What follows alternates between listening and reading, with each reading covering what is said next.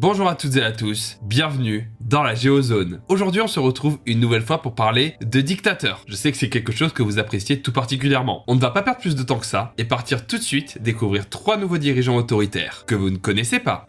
Pour le premier dictateur de la vidéo, on va partir en Corée. C'est vrai qu'en 3 épisodes, j'ai jamais parlé de la Corée, alors que j'aurais vraiment pu, vu la violence du régime dictatorial coréen.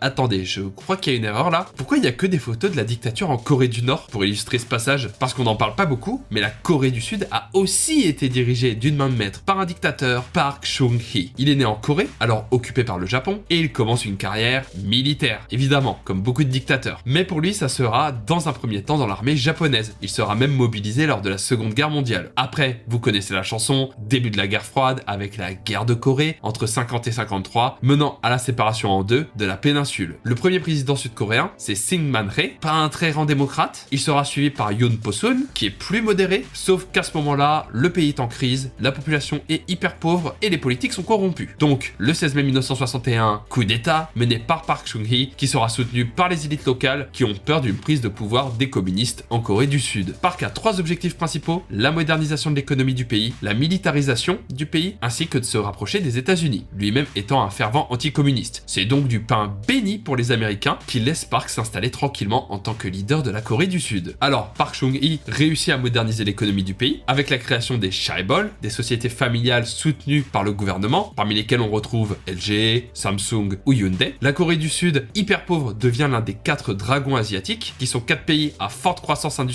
à partir des années 60, avec Taïwan, Hong Kong et Singapour. Cependant, devenir un NPI, nouveau pays industrialisé, ça a un coût: salaire minimum extrêmement faible, des journées de 12 heures de travail et interdiction des syndicats, bien sûr. Le pays se rapproche beaucoup des Américains, allant même jusqu'à envoyer 300 000 soldats lors de la guerre du Vietnam, en échange de subventions américaines à hauteur de 750 millions de dollars par an. Bon, pour l'instant, vous pouvez vous dire pourquoi Park Chung-hee est considéré comme un dirigeant autoritaire. Vous allez très vite comprendre. Il détourne les aides américaines, il fait financer sa campagne présidentielle de 67 par la compagnie Gulf Oil, en échange de gisements de pétrole bien sûr, il flique sa population avec l'aide des services secrets. En gros, t'as le malheur de signer une pétition, t'es arrêté, torturé, envoyé en prison. Il a fait assassiner et emprisonner des opposants politiques, il a interdit les cheveux longs et les jupes courtes, donc les policiers ils se baladaient avec des mètres pour vérifier que tout est conforme, c'est surréaliste. Il a aussi transformé la constitution pour devenir président à vie de la Corée du Sud, et il a emprisonné tous les mendiants et vendeurs à la sauvette dans des camps de travaux forcés pour nettoyer les rues. Je pense tout de suite que vous comprenez mieux pourquoi il est considéré comme un dictateur. Finalement, Park Chung-hee sera assassiné le 26 octobre 79 par Kim Jae-kyu, chef des services de renseignement. Malgré l'essor économique du pays, le régime de Park Chung-hee aura été hyper autoritaire, tuant des milliers d'opposants, syndicalistes et vagabonds. Mais la dynastie de Park ne s'arrête pas là, vu que sa fille, Park Geun-hye, a été élue présidente en 2013, avant d'être destituée en 2017, son régime devenant de plus en plus autoritaire. Comme quoi, dans la même famille, on se refait pas.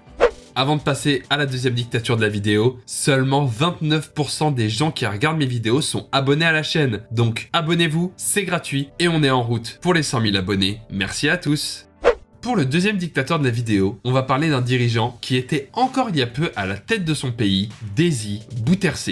Ceux qui suivent assidûment la chaîne s'en souviennent, mais Bouterse est l'ancien dictateur du Suriname, dont on avait parlé en 2020 lors d'un World Tour sur la chaîne. Bon, je vous rassure, si vous n'avez pas vu la vidéo, on va recommencer depuis le début. Le Suriname est une ancienne colonie néerlandaise, située en Amérique du Sud, qui acquiert son indépendance en 1975. Le pays est évidemment en crise, très pauvre et corrompu, ce qui mène à un coup d'état le 25 février 1980, propulsant à la tête du pays Desi Bouterse, colonel de l'armée surinamaise. L'objectif, c'est d'éradiquer la corruption et le chômage, mais bon, Bouterse, il a éradiqué d'autres choses, on va le voir après. Il se rapproche des soviétiques, de Cuba et de la Corée du Nord, alors qu'il est pas communiste, pourquoi pas. Les Pays-Bas coupent les aides, et la crise continue de faire son trou au Suriname. Dans le même temps, Bouterse n'est pas très ouvert aux idées de l'opposition, donc il arrête ses opposants, commanditant parfois leur meurtre, comme lors des massacres de décembre en 1982, durant lesquels 15 opposants au régime sont tués au Fort Zeelandia de façon totalement partiale par Bouterse et ses hommes. S'ensuit une guerre civile entre 1986 et 92, lors de laquelle l'armée de Bouterse continue ses exactions et massacres jusqu'à finalement qu'il démissionne en 1988. C'est donc la fin de la dictature au Suriname, pendant 2 ans, car le 24 décembre 1990, joyeux Noël, second coup d'état de Bouterse qui reprend le pouvoir, pas top comme cadeau. Desi Bouterse se plie finalement à des des élections libres en 92 qu'il perd face à Ronald Venetian. La dictature est officiellement terminée au Suriname et tu as plusieurs centaines d'opposants au régime. Mais fin de dictature ne veut pas dire fin de Bouterse.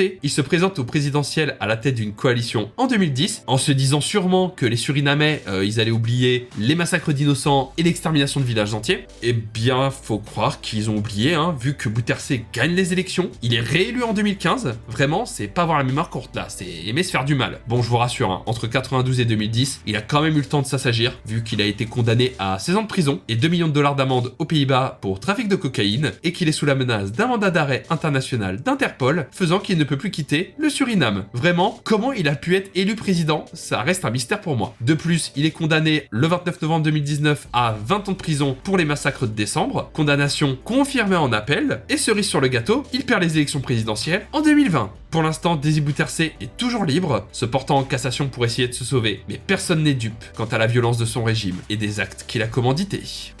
Pour finir cette vidéo, on va se rendre dans l'un des pays les plus secrets de la planète, l'Érythrée. Ancienne colonie italienne, l'Érythrée est dirigée depuis son indépendance, en 1993, par Isaias Afewerki, ce qui fait de lui l'un des dirigeants en activité depuis le plus longtemps. Pour comprendre son accession au pouvoir, faut comprendre un peu l'histoire de l'Érythrée. Après le départ des Européens dans les années 50, l'Érythrée est unie à l'Éthiopie et devient une région autonome. Malheureusement, en 1962, l'empereur éthiopien Haïlé Sélassié annexe simplement le territoire. Cet événement marque le début d'une guerre intestine entre Éthiopie et le Front populaire de libération de l'Érythrée, dont Afewerki sera le secrétaire général, jusqu'à finalement un référendum et l'indépendance de l'Érythrée en 1993. En tant que secrétaire général du mouvement indépendantiste, il devient président de l'Érythrée et ne lâchera jamais le pouvoir. Afewerki met en place un régime dictatorial. Pas d'élection, pas de parti politique, ils sont 174e sur 180 concernant la liberté de la presse, un service militaire qui dure 25 ans, je me suis pas trompé, ça dure bien 25 ans, et bien sûr, la torture et l'emprisonnement des opposants au régime, dont son ancien vice-président. Malgré l'indépendance en 93, l'Érythrée sera en guerre contre l'Éthiopie entre 98 et 2000, ce conflit causa plus de 80 000 morts, jusqu'à finalement la normalisation des relations entre les deux pays en 2018. L'Érythrée viendra même soutenir l'armée éthiopienne lors de la guerre du Tigré, on en avait parlé dans cette vidéo, et causant par la même occasion quelques petits soucis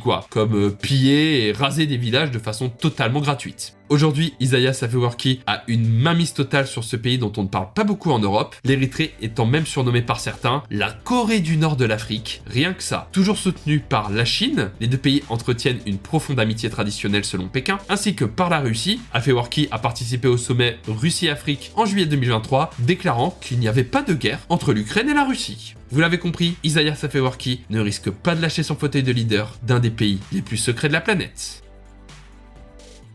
Merci à toutes et à tous d'avoir suivi cette vidéo, j'espère que vous en aurez appris plus sur ces 3 dictateurs. Pour soutenir la chaîne, vous pouvez vous abonner, aimer la vidéo et la partager à vos proches. Comme toujours, le lien pour Tipeee ainsi que pour tous les réseaux sociaux sont disponibles dans la description. À vendredi prochain, 17 h dans la Géozone. Ciao!